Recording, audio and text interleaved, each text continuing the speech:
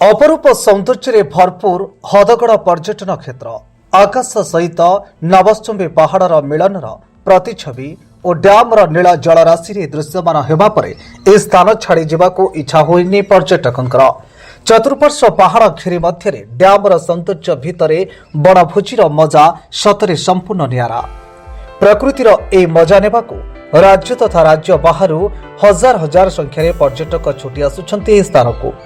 शालंदी नदी उपरे डैम निर्माण होइथिला चाषी उपकार पाई, हेले किए जानिथिला जे दिने यह पर्यटन क्षेत्र में ए डैम पर्यटकों आकर्षण केन्द्रबिंदु सजीव।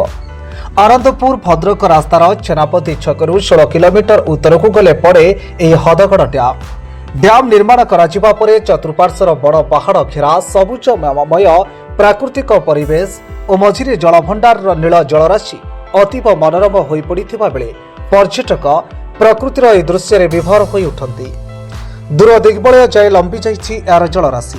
सु उच्चरू खसुथिबा शुभ्र जलराशि मनरे सृष्टि करे झरणार भ्रम। डैमर 3टी फोकार बाहरुथिबा पानी कुळुकुळु नाद दे नदी में बही जाउथुबा बेले तार दुई पार्श्व हजार हजार पर्यटक बड़ भोजीर आसर जमाई थांती। एबे पर्यटन ऋतु आरंभ हो जाइथिबारु हदगड़ भली पर्यटन स्थली रे लागिछि एबे पर्यटकंक भिड़।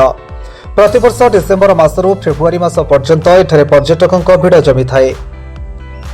एठारे पश्चिमबंग, बिहार और ओडिशार विभिन्न जिल्लारू हजार हजार पर्यटक एठाकू बड़भोजी करबाकू आसीथांती। एते संख्यक पर्यटक आसुथिले मध्य पर्यटन विभाग किंबा प्रशासन पक्षरु मध्य कोनोसी भल व्यवस्था एठारे करा जाय नाही। एठारे पानीय जल शौचालयर कोनोसी व्यवस्था नथिबारु पर्यटक माने असुविधा भोगुछंती। एठारे इको टूरिज्म प्रकल्प पई 3 वर्ष तले घोषणा होइथिले भी आज पर्यंत ताहा कार्यकारी होई परिनी। वास्तविक कथा होची 2022 मसिया सरकार द्वारा यह इको टूरिज्म मान्यता पाई, किंतु 22 रु 2025 मसिया पहुँचला 3 वर्ष भितर तार कौन अग्रगति होची आमे किसी जानि पारु ना। तेणु आमे आपन माध्यम मान्यवर सरकार को मान्यवर मुख्यमंत्री को अनुरोध करुचु जे ता तुरंत कार्यक्षम करा जाऊ। कार्यक्रम करागले ये अंचल निश्चित उन्नति हो पार।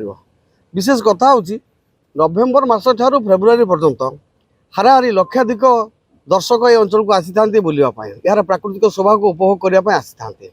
किंतु आसिले मते प्रॉब्लम कोन होची एठी ना पानीय जल सुविधा, ना गमनागमन सुविधा, ना रहिबा पाई कोनसी सुविधा, टॉयलेट सुविधा कौन सुविधा ना, जहाँ द्वारा यात्री मैंने बड़ा असुविधार सम्मुखीन होती। आज आम ये पर्यटन स्थली आम केउझर डिस्ट्रिक्ट अच्छी हदगड़ डैम आम बुलिया आसलु, तो जोटा कि बहुत सिनेमेटिक व्यू ये अच्छी आ बहुत भल लगे मजा लगे बुलाया। किंतु प्रत्येक आम वर्ष को प्रत्येक वर्ष शीत दिन में ये जगह बुलाया आसू।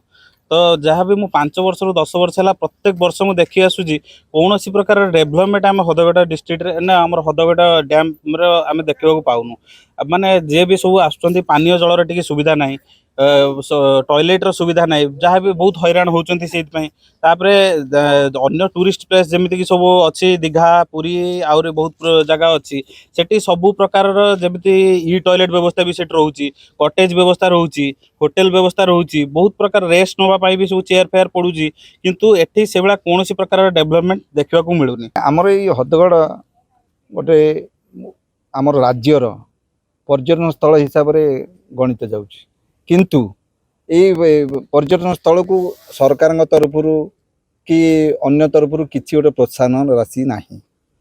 गत 3 वर्ष है आम इको टूरिज्म हम बोली, किंतु 3 वर्ष भितर आमर एटे किसी ना।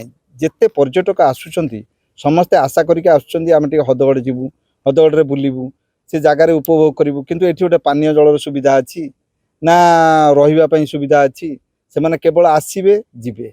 आनंदपुर सौम्य आचार्य रिपोर्ट, मेट्रो टीवी ओडिशा।